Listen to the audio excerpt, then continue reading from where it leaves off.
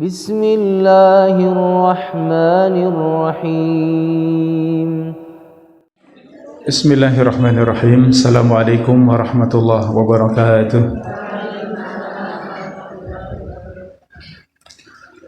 Alhamdulillah, hamdan katsiran tayyiban mubarakan fih, kama yuhibbu rabbuna wa yardah.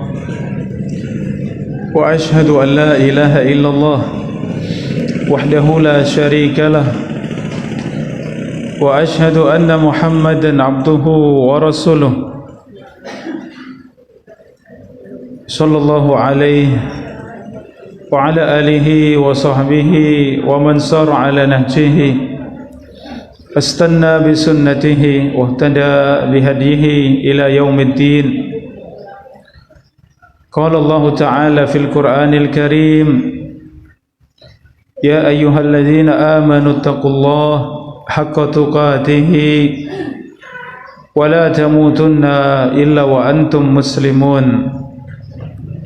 Wa qala ta'ala, ya ayyuhalladzina amanu taqullaha wa qulu qawlan sadida yuslih lakum a'malakum wa yaghfir lakum dhunubakum wa man yuti'illaha wa rasulahu faqad faza fawzan 'azima.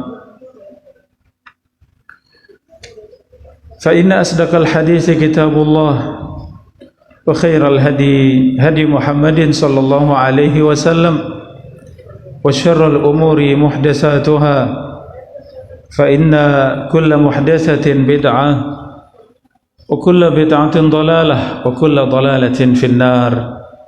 Amma ba'du. Alhamdulillah, kita bersyukur kepada Allah, saudari-saudari, para bunda rahimani wa rahimakumullah. Sore yang mulia ini kembali kita kaji bersama fikih salat. Kita sampai pada makruhatus shalah, perkara-perkara yang makruh di dalam salat.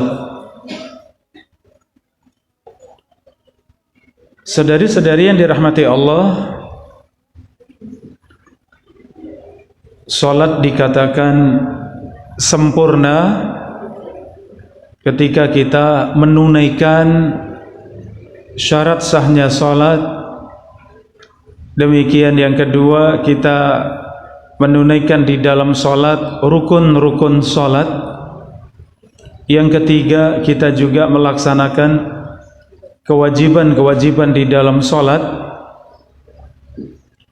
Demikian kita meninggalkan semua yang membatalkan salat, serta semua perkara yang makruh di dalam salat. Kemudian salat kita tunaikan khusyuk. Ya, maka salat yang seperti ini dikatakan salat yang sempurna, salat yang Rasulullah katakan, "Shallu kama ra'aitumuni usolli." Salatlah kalian sebagaimana kalian melihat aku salat. Seperti salatnya Rasulullah sallallahu alaihi wasallam dengan sifat yang demikian. Saudara-saudari, para bunda rahimani wa rahimakumullah, bahasan kita di dalam fikih salat, ya ini pembahasan yang terakhir insyaallah, perkara yang makruh di dalam salat. Ya, pada pertemuan yang lalu kita sudah kaji bersama semua yang membatalkan salat. Adapun yang makruh di dalam salat, yaitu semua perkara yang seharusnya kita tinggalkan. Karena definisi makruh adalah semua yang ditinggalkan mendapatkan pahala, jika dikerjakan tidak berdosa. Ya, ini disebut dengan makruh. Ditinggalkan mendapatkan pahala, jika dikerjakan maka tidak membatalkan, ia tidak membatalkan urusan tersebut. Ini namanya makruh. dan yang kita bahas adalah makruh di dalam sholat. Yang pertama, ibu-ibu yang dirahmati Allah, yaitu mencukupkan dengan Al-Fatihah dalam rakaat pertama dan kedua. Jadi setelah Al-Fatihah tidak membaca ayat ataupun surat ya. Di rakaat pertama, rakaat kedua hanya membaca Al-Fatihah, kemudian Allahu Akbar, ruku'. Bagaimana yang seperti ini? Makruh. Kenapa makruh? Karena Rasulullah Shallallahu Alaihi Wasallam tidak pernah mengerjakan yang demikian. Kalau dari sisi hukum ya kita tahu bahwa membaca surat ataupun ayat setelah Al-Fatihah itu hukumnya apa? Sunnah. Ternyata meninggalkan sunnah, sesuatu yang terus-menerus dikerjakan Nabi Shallallahu Alaihi Wasallam, maka seperti itu makruh. Berarti setelah membaca Al-Fatihah seharusnya kita membaca surat ataupun beberapa ayat ya itu. Yang kedua, mengulang bacaan Al-Fatihah. Ya, yang kedua, mengulang bacaan Al-Fatihah. Jadi selesai baca Al-Fatihah diulang lagi baca Al-Fatihah. Mengulang yang kedua dan seterusnya itu makruh. Kecuali keadaan yang dibutuhkan ya. Seperti seorang dengan sholatnya yang khusyuk, kebiasaannya sholatnya khusyuk, namun pada sholat tersebut ia baca Al-Fatihah tidak khusyuk, kemudian diulang dari awal. Yang seperti ini boleh ya, kalau ada sebab boleh, dengan catatan jangan sampai yang seperti itu menjadi penyakit was-was ya. Tidak boleh ya selalu mengulang Al-Fatihah, setiap sholat mengulang Al-Fatihah, ini makruh ya. Cukup satu kali, dari awal dibaca dengan tenang, dibaca dengan bagus, khusyuk ya. Demikian selanjutnya. Tapi kalau sudah biasa khusyuk tenang, satu keadaan mungkin lalai pikirannya, kemudian pengen mengulang, ini boleh. Kalau sesekali bukan kebiasaannya, maka boleh Al-Fatihah diulang.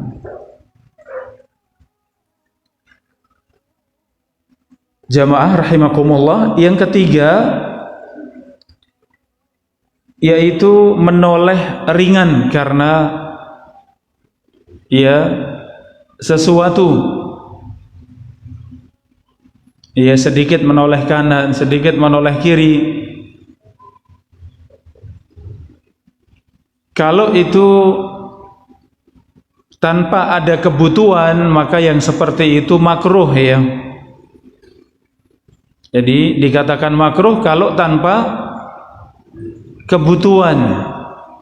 Kalau ada kebutuhan yang seperti itu boleh. Seperti mengawasi anak ya. Panjenengan sedang sholat, ya kemudian anak yang masih kecil, ya anak yang masih kecil bermain, sehingga sedikit mata melirik kepada anak, khawatir main pisau misalnya, khawatir main korek misalnya, sehingga di dalam sholat kita sedikit menoleh, tapi tidak sampai membelakangi kiblat ya. Menolehnya menoleh ringan ya, kanan kiri, karena ada hajat. Ini juga dengan catatan memang ada kebutuhan ya, maka itu boleh. Yang makruh tadi yang seperti apa ibu-ibu? Yang tanpa hajat, tanpa kebutuhan ya, tanpa kebutuhan oleh kanan, oleh kiri, lihat ke depan ya, perhatikan yang di depan, nah itu makruh. Tapi kalau ada hajat tadi ya, sedikit melihat kanan kiri, Ya, kita sholat di tempat di rumput misalnya atau di tanah, sedikit tengok kanan kiri, khawatir ada serangga misalnya, boleh tidak? Kalau ada hajat boleh, itu mubah, boleh. Ya, yang jadi catatan kalau tanpa hajat tolah-toleh, ini yang tidak boleh. Ya, jadi pada bahasan ini benar-benar kita jaga pandangan kita di dalam sholat itu ada di tempat sujud ataupun sekitarnya, depannya, belakangnya, sekitar itu pandangan mata kita di tempat sujud dan sekitarnya. Kenapa dan sekitarnya? Karena hadis yang menyebutkan pandangan mata di tempat sujud itu hadisnya lemah, ya, tidak bisa dijadikan dasar. Oleh karenanya pandangan yang paling khusyuk, paling tenang, yaitu di tempat kita sujud dan sekitarnya. Adapun melihat yang agak jauh, melihat ke kanan, melihat ke kiri, maka ini makruh. Ya, kecuali ada hajat tadi, ya, ada hajat, ada kebutuhan. Contohnya meludah tipis atau yatful. Yatful atau at-tifl itu artinya dengan tak, ya, bukan dengan ta. At-tifl itu artinya meludah tipis. Kapan boleh kita lakukan? Ke kiri, ke sebelah kiri kita 3 kali dengan mengucapkan ta'awudz, ya. Meludah ke kiri 3 kali, kemudian ucapkan a'udzu billahi minasyaitonir rajim. Di dalam salat boleh tidak? Boleh. Kapan? Ketika ada gangguan syaitan cukup berat. Kita sholat, kita merasa gangguan syaitan cukup kuat, ya. Gangguan syaitan cukup kuat. Maka silahkan ketika merasa ada gangguan syaitan yang cukup berat, cukup kuat di dalam sholat, maka boleh kemudian menoleh ke kiri sedikit, kemudian meludah tipis. Meludahnya bagaimana, ibu-ibu? Tipis, ya. Ya, meludah tipis. Kalau ya kita ya letakkan di telapak tangan, ya mungkin ringan, ya. Meludah tipis ke kiri 3 kali, kemudian mengucapkan apa? Ta'awudz, ya, mengucapkan a'udzu billahi minasyaitonir rajim. Monggo di depan masih longgar, ya, jamaah, biar nyaman. Kita masih lama soalnya. Iya, monggo.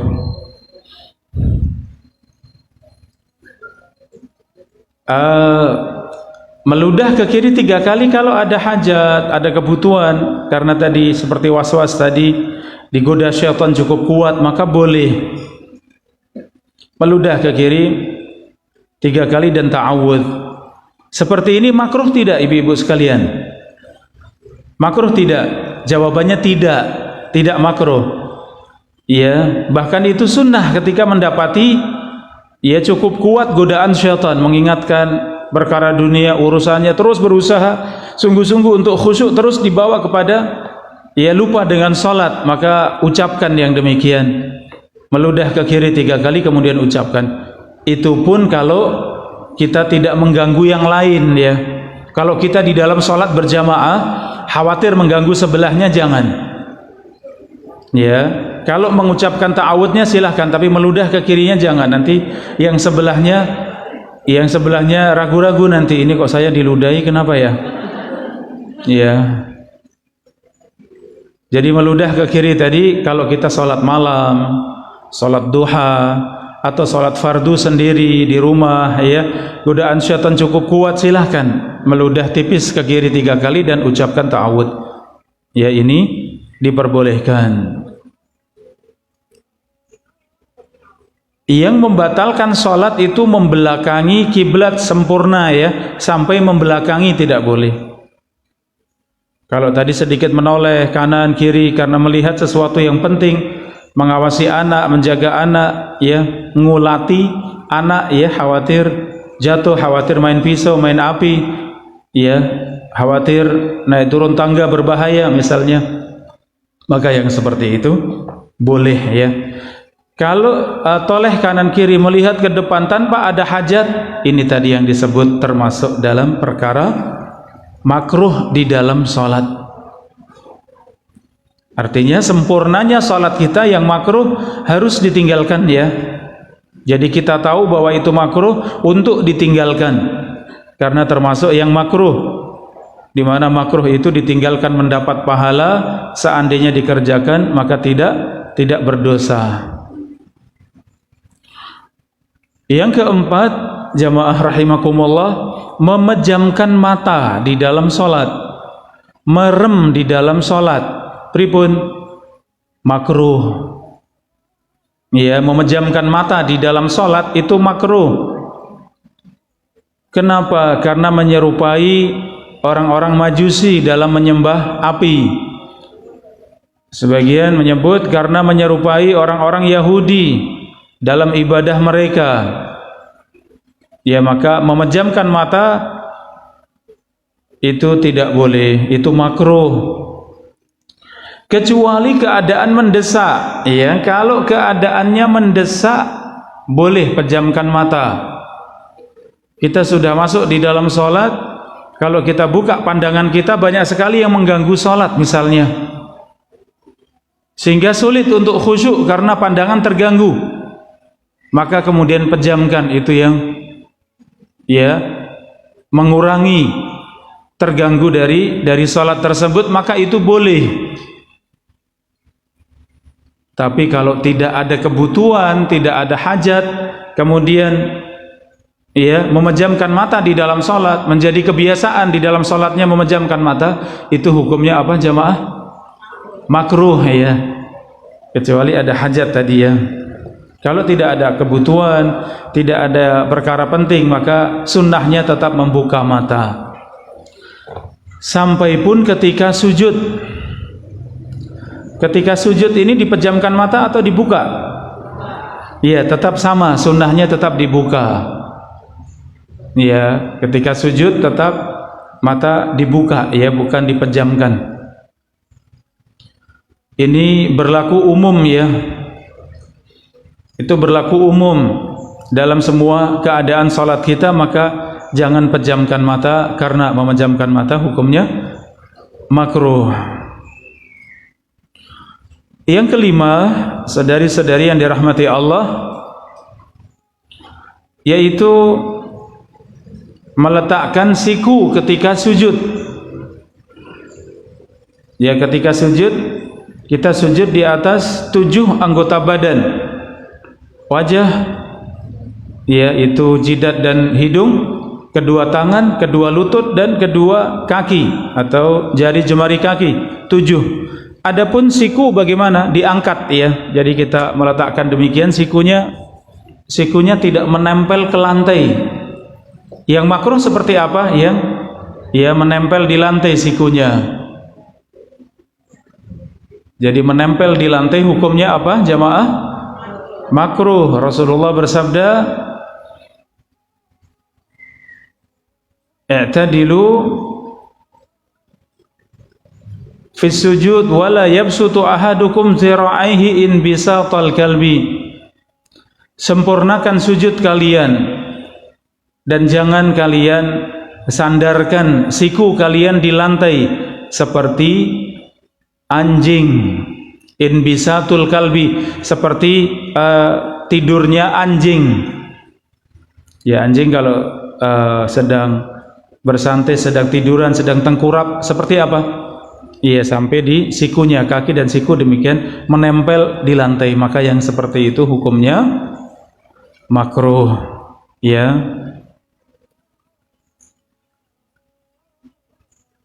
Jadi semua yang menyerupai binatang itu kita tinggalkan, karena kita seorang muslim tidak boleh menyerupai, termasuknya menyerupai binatang ya, tidak boleh. Demikian di dalam sholat ya. Yang keenam jamaah rahimakumullah, yang keenam yaitu banyak bergerak atau banyak iseng. Ya, banyak bergerak atau banyak iseng di dalam salat itu makruh.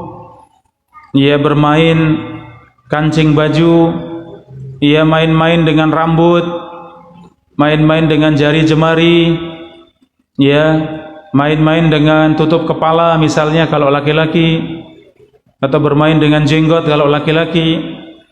Ya, ini iseng atau banyak bergerak, ini hukumnya apa? Makruh. Ya, karena ini menjauhkan dari sifat khusyuk di dalam salat. Ya, seorang yang khusyuk di dalam salat itu benar-benar membersamai apa yang dibaca. Hati benar-benar hadir. Hati benar-benar bersama dengan apa yang ia kerjakan, apa yang ia baca. Sehingga badan benar-benar tenang. Maka salatnya para salafus saleh itu sampai badan mereka benar-benar tidak bergerak. Ya, sampai burung pun hinggap. Sampai ketika mereka salat itu dihinggapi apa? Burung. Kenapa? Dianggap seonggok kayu karena terdiam tidak bergerak. Ya, sampai dihinggapi burung. Itu salatnya para salaf kita, para ulama pendahulu kita. Maka usahakan khusyuk ada dua, khusyuk badan dan khusyuk hati. Seorang mukmin perhatian khusyuknya kepada khusyuk hati. Karena hatinya khusyuk, maka badan ikut khusyuk. Yang kedua, khusyuknya orang munafik itu hanya khusyuk badan. Adapun hati mereka tidak ada khusyuk sama sekali. Dari sini kalau ada seorang yang sholat sudah banyak bergerak, berarti sudah pasti tidak khusyuk. Ya, sholat, ya goyang kanan, goyang kiri, ya menggerakkan mukena, apa ya, maju mundur, gerak, apa tangan bergerak, kaki bergerak, ya. Seperti itu khusyuk tidak ibu-ibu sekalian? Tidak. Tapi khusyuknya badan kita itu muncul karena sebab apa? Karena khusyuknya hati. Jadi fokus kita itu kepada khusyuk apa? Khusyuk hati. Kalau hatinya khusyuk, maka otomatis badan juga khusyuk. Ya, ini kita perhatikan ya. Jadi untuk ukuran kita, barometer buat kita semuanya, kalau kita salat, badan harus benar-benar tenang. Badan harus benar-benar bisa tenang, tidak gerak sana sini. Kedua tangan juga tenang, kedua kepala. Ya, kepala juga demikian, benar-benar tenang ya. Dan itu muncul dari hati yang benar-benar khusyuk. Ya, maka ini salatnya khusyuk. Rasulullah SAW mengatakan, seorang yang salat keluar dari salatnya membawa 1/10 pahala. Ada yang membawa 1/9, 1/8, 1/7, 1/6, 1/5. Ada yang meninggalkan salatnya, selesai dari salatnya membawa 1/4 dari pahala. Ada yang membawa 1/3, ada yang membawa setengah dari pahala salat. Itu semuanya kembali kepada apa? Khusyuk di dalam salat. Jadi sama-sama di barisan yang pertama, di shaf yang pertama, sama-sama di belakang imam, pahalanya sama tidak ibu-ibu sekalian? Tidak sama pahalanya. Bisa jadi satu meraih pahala yang sempurna, yang satu pahala sangat sedikit. Kenapa? Khusyuknya yang berbeda. Jadi yang menentukan besarnya pahala kita di dalam salat, selain tadi yang kita sebutkan menunaikan syarat sahnya salat, rukun-rukun dalam salat, sunnah-sunnah dalam salat, wajib-wajib dalam salat, meninggalkan pembatal salat, meninggalkan makruh dalam salat, tambah satu lagi apa? Khusyuk di dalam salat. Ya, ternyata ini yang menentukan besarnya pahala yang kita raih, itu khusyuk di dalam salat. Coba kalau kita perhatikan setelah takbiratul ihram, Bahkan dari mulai takbiratul ihram mungkin sudah berbeda antara yang khusyuk dengan yang tidak. Dari mulai berwudu sudah berbeda. Yang satu berwudu benar-benar disempurnakan. Ia masuk dalam salat dengan takbiratul ihram Allahu Akbar, benar-benar khusyuk. Ia mengucapkan takbiratul ihram. Ya. Kemudian masuk di dalam bacaan, membaca istiftah, ia pun benar-benar khusyuk bersama dengan bacaan tersebut. Membaca Al-Fatihah, ia juga demikian khusyuk dan tenang membaca Al-Fatihah. Maka tentu bertingkat-tingkat. Ya, makanya tadi Rasulullah katakan meninggalkan salat, selesai dari salat itu pahalanya tidak sama. Tidak sama sesuai dengan kualitas salat kita. Dan yang paling besar menentukan pahala kita adalah khusyuk dalam salat. Ya, khusyuk di dalam salat. Saudari-saudari, para bunda rahimani wa rahimakumullah. Jadi iseng atau banyak bergerak tinggalkan ya. Kita sudah mulai belajar benar-benar salat yang khusyuk, salat yang tenang, khusyuk hati dan khusyuk badan ya. Dan khusyuk badan benar-benar itu muncul dari khusyuk hati. Kalau kita hanya fokus badan saja tapi hati kemana-mana, pikiran kemana-mana, maka belum dikatakan khusyuk. Yang ketujuh, ya, di antara yang makruh itu at-takhassur, yaitu apa ini? Berpangku bahu atau apa namanya ini? Ya, bahasa Jawanya metenteng ya. Metenteng ya dalam sholat. Karena kemarin kita bahas sedekap ini hukumnya apa? Masih ingat bersedekap sunnah. Seandainya ada yang sholat tanpa sedekap boleh tidak? Secara hukum boleh karena itu sunnah. Sunnah itu dikerjakan dapat pahala, ditinggalkan tidak berdosa. Lawan dari makruh ya. Sunnah lawan dari makruh. Jadi kalau ada salatnya metenteng bagaimana? Ya.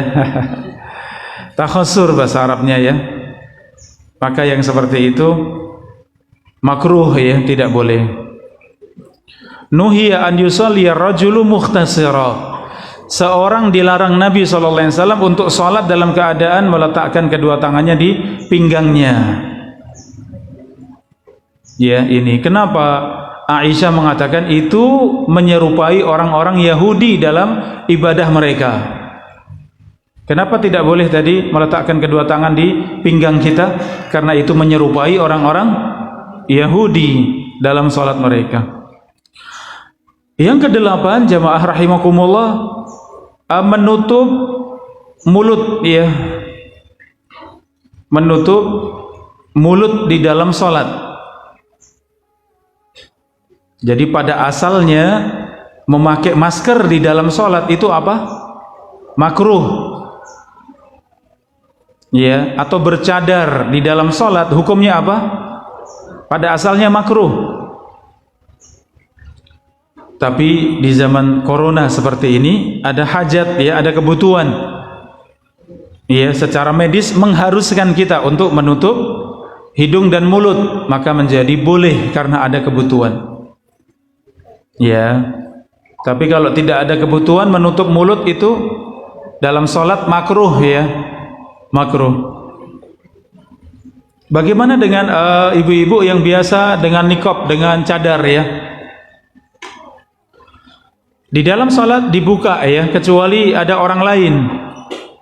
Ada orang lain khawatir terlihat kemudian ditutup, maka boleh.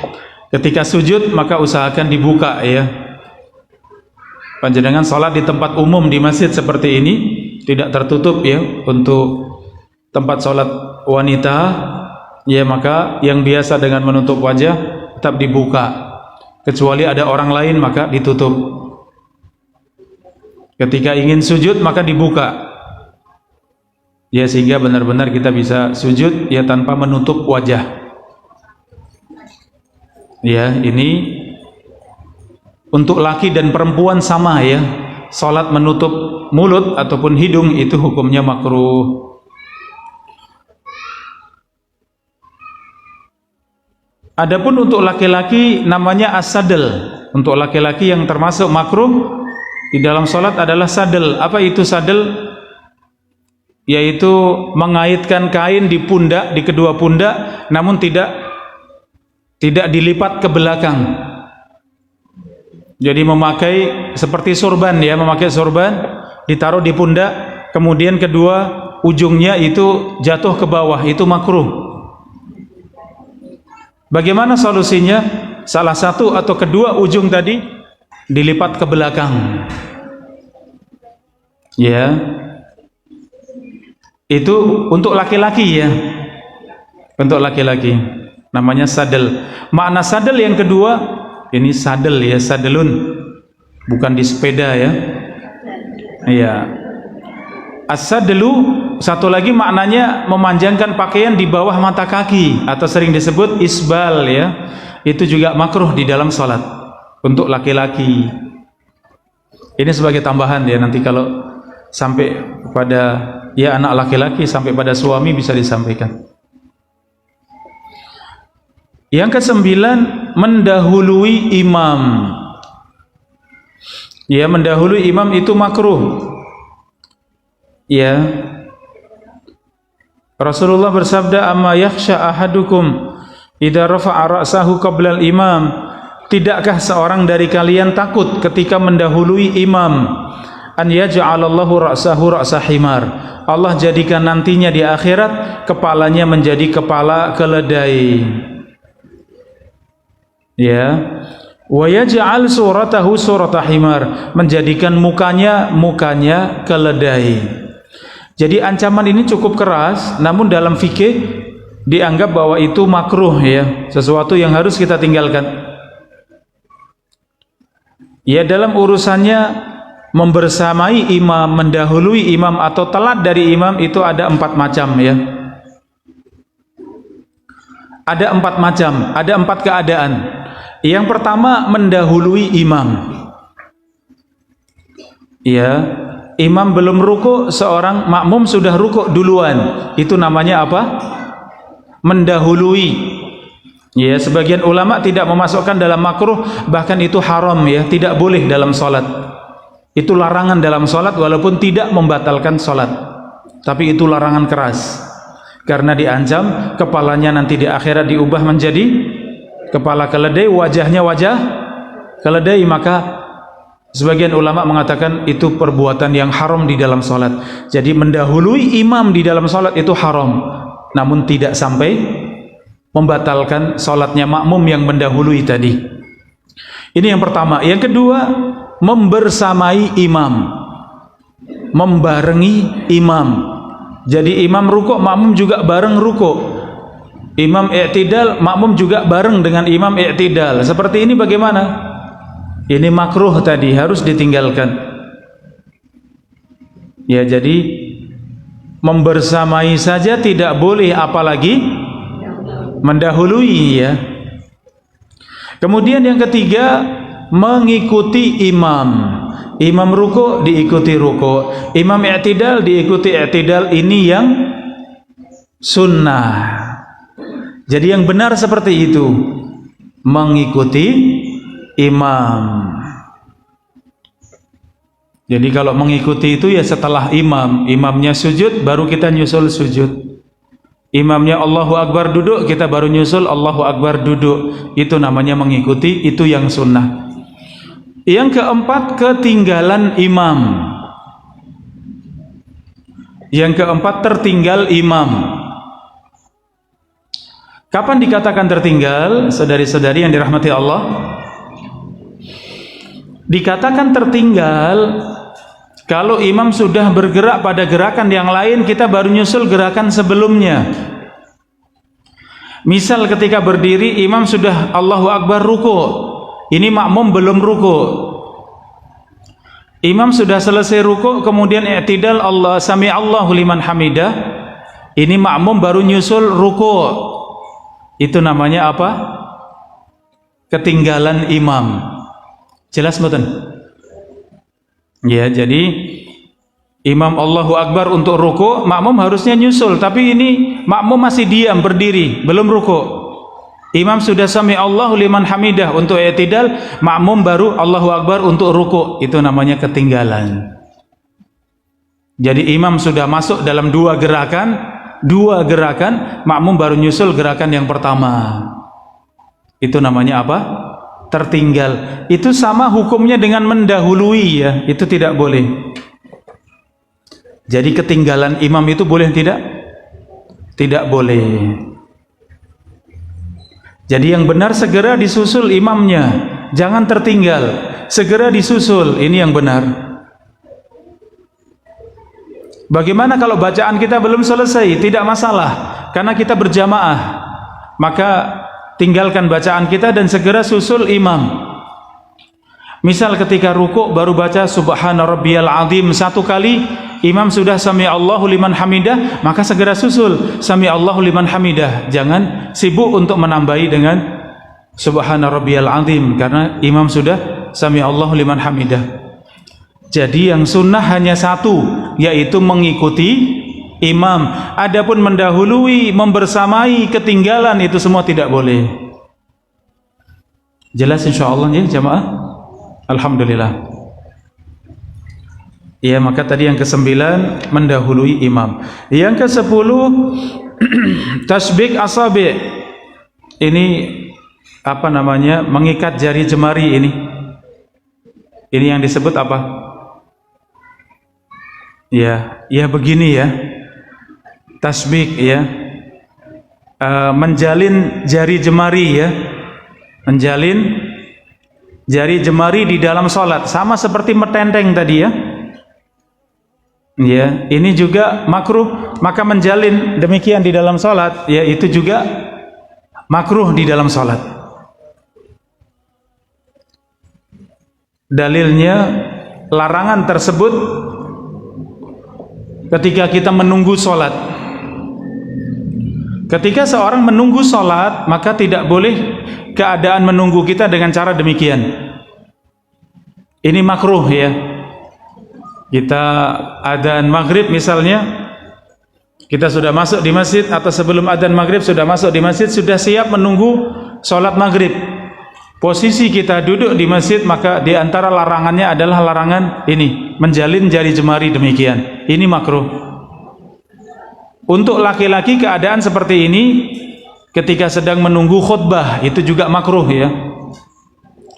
Ketika sedang mendengarkan khutbah, kemudian keadaan jari yang demikian, ini makruh ya. Sama halnya di dalam sholat itu membunyikan jari jemari, kletek kletek ya, kletek kletek ya. Di dalam sholat apa hukumnya? Makruh, sama seperti menjalin demikian. Iya, itu juga makruh di dalam sholat. Kalau di luar sholat boleh tidak? Tadi yang begini seperti tadi menjalin jari jemari di luar waktu menunggu sholat boleh tidak? Boleh. Seperti panjenengan dalam majelis ilmu seperti ini, walaupun di masjid panjenengan menjalin demikian, boleh tidak? Boleh. Larangan hanya ketika menunggu sholat dan ketika sedang sholat. Di luar itu boleh. Ya, sudah terbiasa ya kalau duduk di teras ya paling enak sambil tangannya. Ya, itu boleh. Yang nggak boleh ketika menunggu sholat atau sedang ada di dalam sholat. Baik para bunda rahimakumullah. Selanjutnya melipat kain ketika sholat, atau khusus laki-laki mengikat rambut. Jadi laki-laki yang rambutnya panjang itu ketika sholat makruh kalau rambutnya diikat ya. Laki-laki ya, kalau panjenengan di belakang dan dengan mukena ya tertutup boleh. Yang tidak boleh kalau panjenengan ditonjolkan ya, ikatannya di atas atau di belakang sini sehingga ketika pakai mukena menonjol, itu tidak boleh. Ya. Adapun laki-laki ketika sholat tadi ya, melipat baju, misalnya baju yang di sini dilipat, ini untuk baju celana dilipat, itu makruh. Demikian rambut yang panjang, laki-laki rambutnya panjang boleh tidak diikat di dalam sholat? Tidak boleh. Di antara hikmahnya agar semua anggota badan kita, demikian semua pakaian kita semuanya ikut sujud.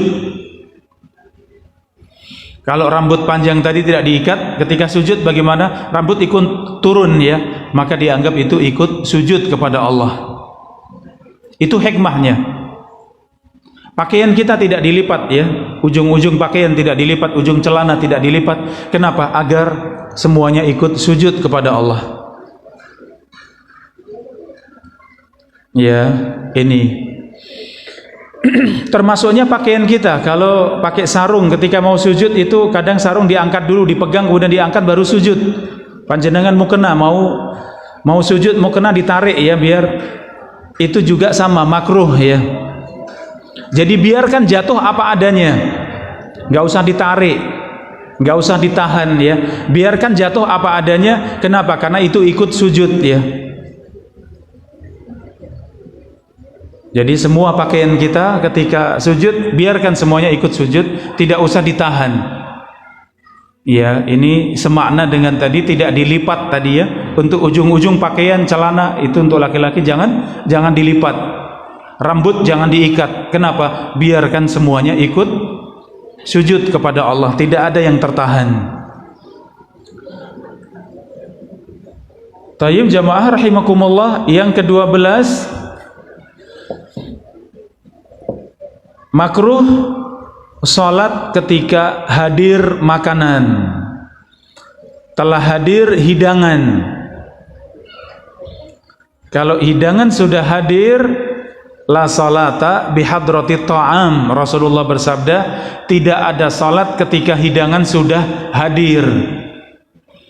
Dengan catatan ini, kapan dikatakan makruh? Untuk mendahulukan sholat, meninggalkan makan dalam keadaan hati pengen sekali makan.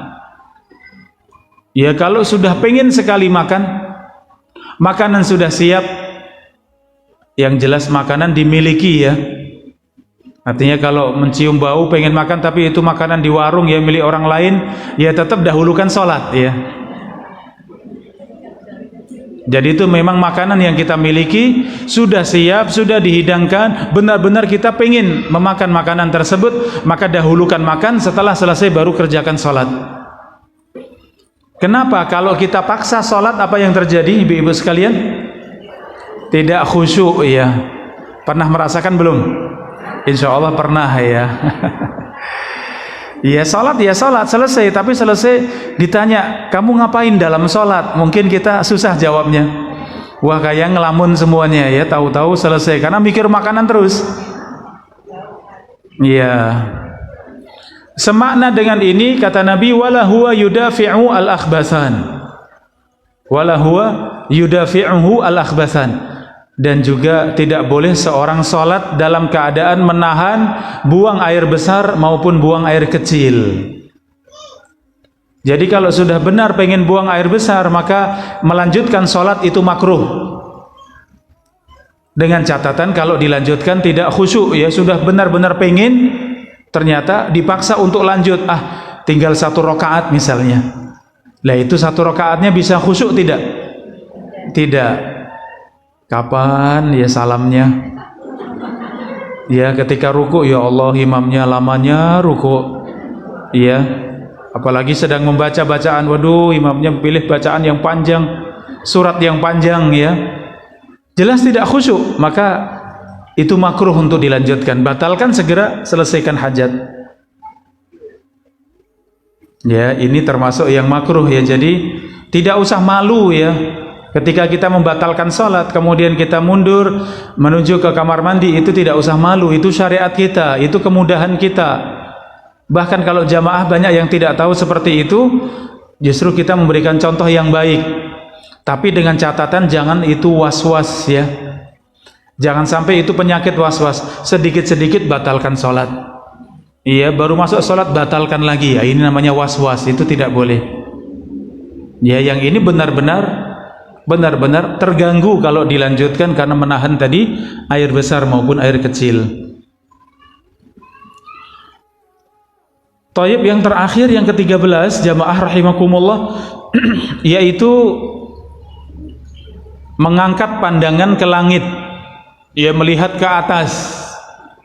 Oh, plafonnya sudah plafon lama misalnya. Oh, plafonnya sudah banyak kotorannya misalnya. Melihat ke atas itu hukumnya apa? Makruh, ya, jangan. Tadi kita salat melihat kemana? Ke tempat sujud atau sekitarnya, ya. Bagaimana dengan pakaian yang tulisan ada di belakang? Mengganggu sholat tidak? Ya, lebih baik kita hindarkan kalau mungkin, ya. Semakna bagaimana kalau karpetnya bermotif? Karpetnya bermotif. Ya, mungkin sekali dua kali kadang mengganggu, ya, tapi kalau berikutnya sudah biasa.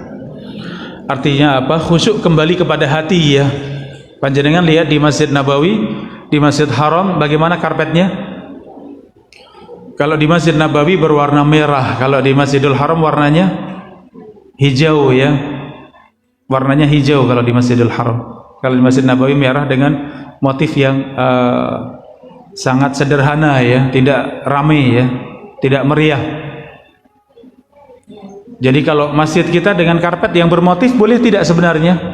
Boleh, insya Allah. Kalau punya yang polos monggo, tapi mungkin tidak gampang, ya.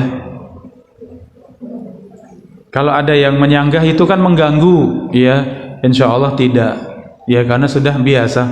Itu sudah menjadi karpet masjid kita, sudah terbiasa dengan karpet tersebut. Sama dengan sajadah. Kalau pengen cari sajadah yang polos, mudah tidak? Ya, tidak mudah, ya. Apalagi yang bagus, ya, yang tebal, yang bagus, yang empuk, ya, ya, yang lembut, ya, tidak mudah. Maka sudah ambil yang jelas, bukan motif yang terlarang, ya, binatang, makhluk hidup, jangan. Tapi motif yang biasa, ya, batik atau apa, ya, tidak masalah, insya Allah. Jadi yang ke-13 yang terakhir tadi mengangkat pandangan ke langit atau ke atas itu makruh. Thayyib jamaah rahimakumullah, ya, kita tutup pembahasan kita terakhir dengan hukum meninggalkan sholat. Hukum meninggalkan sholat. Yang pertama, kalau meninggalkan dengan sengaja mengingkari kewajiban sholat, maka jelas keluar dari Islam, ya. Seorang mengingkari kewajiban sholat sehingga tidak mau sholat. Kenapa? Sholat itu tidak wajib misalnya, maka itu ucapan kufur, seorang keluar dari Islam. Yang kedua, meninggalkan secara terus menerus, tidak pernah sholat fardu sama sekali. Ini para ulama berbeda pendapat. Sebagian dan pendapat yang sangat kuat mengatakan seperti ini juga mengeluarkan dari Islam. Kalau tidak pernah sholat, padahal sholat adalah tiang agama kita, sholat yang Rasulullah katakan al-ahdul ladzi bainana wa bainahum as-shalah, pemisah antara kita dengan orang-orang kafir adalah sholat. Faman tarakaha faqad kafar, barang siapa meninggalkan sholat maka sungguh ia telah kafir, kata Nabi. Iya, itu kalau meninggalkan sholat secara total. Tapi kalau meninggalkan sholat kadang-kadang, ya, ini para ulama berbeda pendapat, dan pendapat yang lebih kuat itu tidak keluar dari Islam, masih tetap muslim, karena masih menunaikan sholat. Kalau Jumatan masih Jumatan, ya, sholat 5 waktu mungkin kadang sholat 3 kali, kadang 4 kali, kadang meninggalkan 1-2 sholat.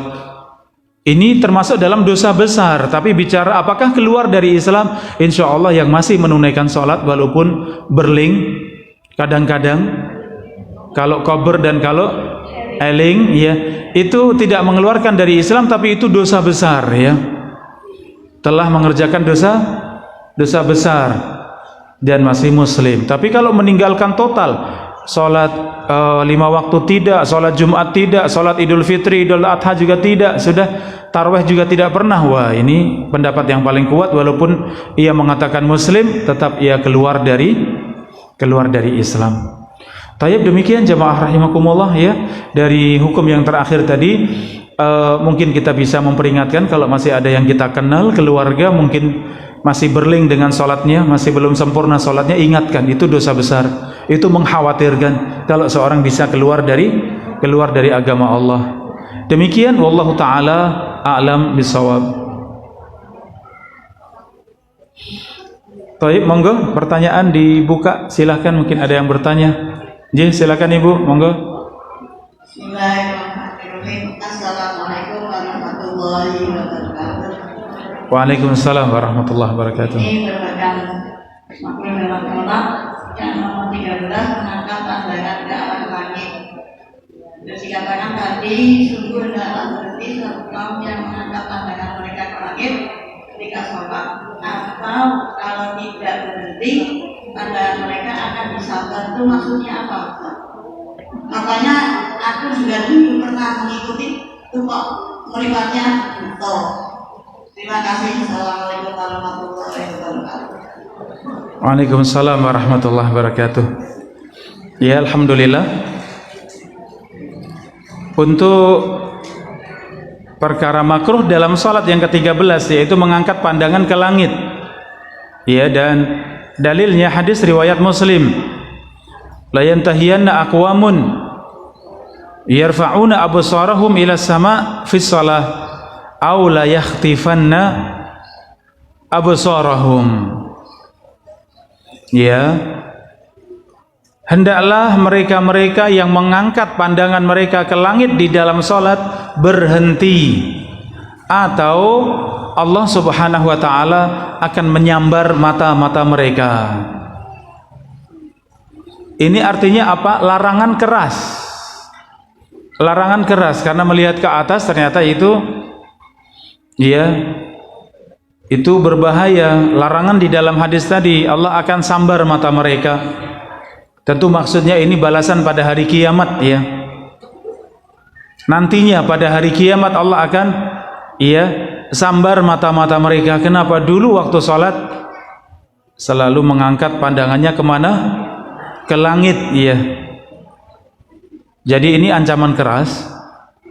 Pada beberapa poin tadi ada hadis-hadis yang cukup keras, ya, sehingga sebagian ulama mengatakan bahwa itu hukumnya haram, ya, artinya tidak boleh, harus kita tinggalkan, termasuk yang dilarang di dalam sholat.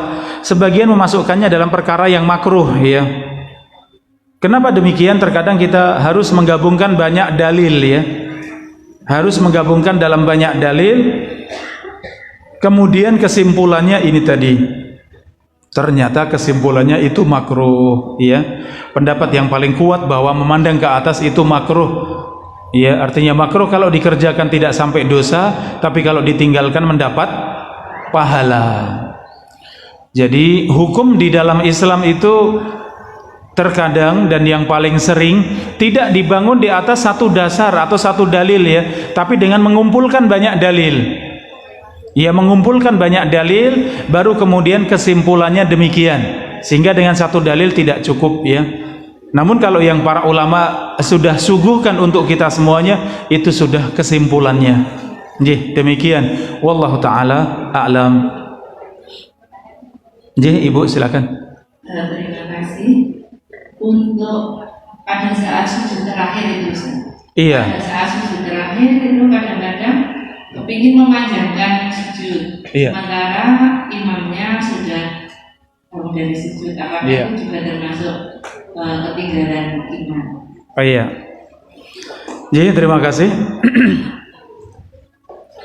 Rasulullah bersabda, "Innama ju'ilal imam liyu'tamma bihi." Sesungguhnya imam dijadikan pemimpin untuk diikuti. Ya. Maka yang sunnah di dalam sholat kita ketika berjamaah, ikuti imam dengan baik, jangan ketinggalan. Sampai pun tadi sujud terakhir, pengen sujudnya lama, ya, kalau imam sudah Allahu Akbar untuk tahiyat terakhir, kita juga segera menyusul Allahu Akbar. Keinginan untuk sujud lama tadi ada di mana? Tempatkan pada sholat sunnah. Ketika sholat malam, panjangkan sepanjang-panjangnya. Ketika sholat duha, panjangkan sujud sepanjang-panjangnya. Dan ini tidak dikhususkan pada sujud terakhir. Di semua sujud silahkan. Mengkhususkan hanya pada sujud terakhir itu tidak ada dalilnya. Tidak ada dasarnya. Jadi kalau mau memanjangkan sujud, silahkan di sujud yang manapun. Yang pertama, di pertengahan, sebelum terakhir, yang terakhir, sujud terakhir silahkan. Tapi tidak boleh mengkhususkan hanya di akhir saja, karena itu tidak ada dasarnya, tidak ada dalilnya. Ya, ketika Rasulullah bersabda, "Aqrabu ma yakunul 'abdu bainahu wa baina rabbih wa huwa sajid." Keadaan hamba paling dekatnya dengan Allah ketika sedang sujud. Fa'aksiru fihi du'a, maka perbanyak berdoa, kata Nabi. Jadi sujud itu keadaan kita paling dekat kepada Allah, semua sujud. Kata Nabi, maka perpanjang doa, perbanyak doa. Maka silahkan kalau kita pengen perpanjang doa, setelah doa sujud ya, subhana rabbiyal a'la, subhana rabbiyal a'la wa bihamdi, ya subhana rabbiyal a'la wa bihamdi, selesai silahkan berdoa. Rabbana atina fid dunya hasanah, Rabbana hab lana min azwajina, silahkan boleh. Di dalam sujud kita, semua sujud sama. Ya. Itu karena keadaan kita paling dekat kepada Allah, maka perbanyak berdoa, kata Nabi sallallahu alaihi wasallam. Ya, jadi keinginan tadi pengen menyelisihi imam, jangan ya. Sama kalau imam sudah salam ya, kita tahiyat, imam sudah salam. Kalau bacaan wajib kita sudah selesai, sudah membaca 2 kalimat syahadat, sudah membaca sholawat, maka sudah selesai kewajiban. Imam sudah salam, maka segera salam. Berlindung dari 4 perkara itu sunnah, maka tinggalkan karena mengikuti imam, dalam rangka mengikuti imam. Jangan sampai memecah belah ya barisan kaum muslimin. Ibu yang satu itu kalau salam dengan imam jaraknya 5 menit misalnya, ya kelamaan. Ya, nanti bingung jamaah, itu kenapa sih ibu itu imam sudah salam, sudah pada berzikir, dia masih belum selesai sholatnya. Nah, ini membuat perpecahan ya. Maka jangan, karena kita sedang berjamaah. Berjamaah itu bersatu. Bersatu itu mengikuti aturan imam. Imam selesai semua, imam berdiri semuanya, imam sujud semua, demikian. Dan itu yang dikatakan Nabi, sesungguhnya imam dijadikan pemimpin untuk diikuti. Ya, demikian. Allah Ta'ala a'lam. Assalamualaikum warahmatullahi wabarakatuh. Waalaikumsalam warahmatullahi wabarakatuh. Ustaz, untuk telunjuk saat tahiyat awal sama akhir tidak termasuk di sunnah maupun di makruh, berarti itu ada dalilnya apa tidak? Oh iya. Assalamualaikum warahmatullahi wabarakatuh. Waalaikumsalam warahmatullahi wabarakatuh. Isyarat ya dengan telunjuk ketika tahiyat ini hukumnya sunnah ya. Ya, isyarat mentauhidkan Allah ketika tahiyat ya. Dan ini sunnahnya dari awal tahiyat ya. Dari awal kita tahiyat sudah ya mengacungkan telunjuk ya, demikian. Dari awal tahiyat sampai selesai, baru kemudian sebelum salam kita sudah menurunkan.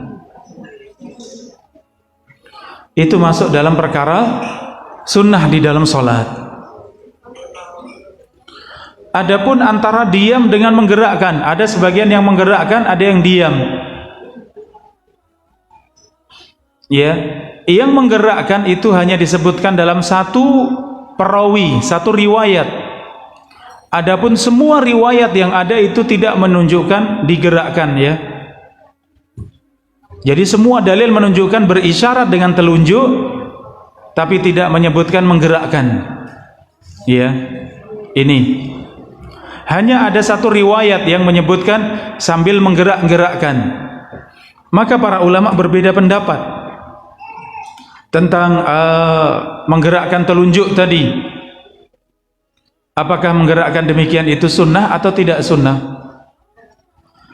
Yang mengatakan bahwa menggerakkan tadi itu tambahan untuk para perawi yang tidak menyebutkan, maka itu sunnah. Kalau yang mengatakan bahwa menggerakkan itu menyelisihi para perawi yang lain, maka itu berarti tidak sunnah. Ya, wallahu alam, ini perbedaan dalam fikih ya. Artinya kalau ada yang menggerakkan silahkan, ada dasarnya. Yang tidak menggerakkan, wallahu alam, kalau pandangan saya sekarang ini itu lebih kuat ya. Yang lebih kuat tidak menggerakkan. Kenapa? Karena ini sesuatu yang dilihat oleh para sahabat ya. Sesuatu yang selalu dilihat oleh para sahabat. Seandainya Rasulullah menggerakkan, apalagi selalu menggerakkan, tentu riwayat sangat banyak. Nggih, matur nuwun insyaallah khair nggih. Tentu riwayat akan sangat banyak. Kalau Rasulullah menggerakkan, karena menggerakkan itu menarik pandangan, ya tidak. Para sahabat pasti akan melihat, pasti akan meriwayatkan, tapi ternyata riwayat hanya ada satu perawi saja yang menyebutkan menggerakkan, yang lain tidak ada. Ya, berarti kalaupun menggerakkan terkadang-kadang itu bisa jadi yang lebih kuat. Kalau tidak menggerakkan sama sekali, memang Rasulullah tidak ada riwayatnya yang menggerakkan kecuali satu riwayat tadi. Sehingga tetap kita mengacungkan telunjuk dari awal tahiyat, at-tahiyatu lillah, sudah mengacungkan telunjuk sampai selesai, assalamualaikum warahmatullah, assalamualaikum warahmatullah. Ya, seperti itu ya sunnahnya, mengacungkan telunjuk ketika tahiyat. Demikian, Allah Ta'ala a'lam. Assalamualaikum warahmatullahi wabarakatuh. Waalaikumsalam warahmatullahi wabarakatuh. Ibu silakan. Berdoa kalau sedang sujud itu pakai bahasa Indonesia boleh nggak ya? Oh, tadi nggak sempat saya sampaikan, salat itu definisinya, salat itu ucapan dan gerakan khusus, dibuka dengan takbiratul ihram, ditutup dengan salam, ya. Ucapan-ucapan atau bacaan-bacaan, gerakan-gerakan khusus, ucapan khusus, gerakan khusus yang dimulai dengan takbiratul ihram, ditutup dengan salam, itulah salat. Karena kekhususan di dalam salat, ya, pendapat yang lebih kuat, doa ketika sujud, demikian doa sebelum salam. Jadi ada dua keadaan kita disunnahkan dalam salat perbanyak doa. Yang pertama ketika sujud, di sujud manapun. Yang kedua sebelum salam, ya, sebelum salam itu perbanyak doa. Setelah baca berlindung dari empat perlindungan tadi, Allahumma inni a'udzubika min adzabil jahannam wa min adzabil qabr, dan seterusnya, 4 selesai. Setelah itu silahkan berdoa, ya, yang mau berdoa mendoakan kedua orang tua, rabbighfirli wali walidayya warhamhuma kama rabbayani shaghira. Yang mau berdoa, inni zalamtu nafsi dzulman katsira wa la yaghfiru dzunuba illa anta, silahkan berdoa. Bagaimana dengan selain bahasa Arab? Lebih baik ditinggalkan. Doa ambil dari Al-Quran, doa ambil dari hadis-hadis Nabi, khusus dalam sholat. Kenapa? Karena sholat itu bacaan khusus, gerakan khusus, ya. Sehingga selain dari bahasa Arab, ya, itu jangan ada di dalam sholat kita. Itu pendapat yang lebih kuat, ya. Walaupun ada yang mengatakan boleh, tapi Allah alam yang lebih kuat jangan, karena itu amalan sholat, ya, amalan khusus. Tapi kalau bahasa Arab boleh, walaupun tidak ada di hadis, tidak ada di Al-Quran, tapi itu bahasa Arab boleh. Ya, seorang berdoa misalnya rabbighfirli dengan bahasa Arab, dengan, ya, ungkapan sendiri seorang yang bisa bahasa Arab, maka boleh. Tapi kalau bahasa yang lain jangan, karena di dalam sholat. Untuk bahasa yang lain silahkan berdoa di luar sholat. Ketika sudah selesai sholat, ya, antara adzan dengan iqamah, ketika berdoa, ya, di sepertiga malam terakhir, kapanpun, ya, silahkan dengan bahasa kita, bahasa Indonesia, bahasa Jawa, silahkan. Ya, itu Ibu, wallahu ta'ala a'lam bisawab. Dan demikian kajian kita di kesempatan sore yang berbahagia ini, mudah-mudahan bermanfaat untuk kita semuanya. Bahasan kita fikih wanita, tentang fikih salat, alhamdulillah sudah selesai, ya. Insyaallah di pertemuan berikutnya kita lanjut pada bahasan selanjutnya dalam fikih wanita, insyaallah. Tayyib, sebelum kita akhiri, ya, mari bersama-sama kita tutup majelis kita dengan doa kafaratul majlis. Subhanakallahumma wa bihamdika asyhadu an la ilaha illa anta astaghfiruka wa atubu ilaik. Wassalamualaikum warahmatullahi wabarakatuh.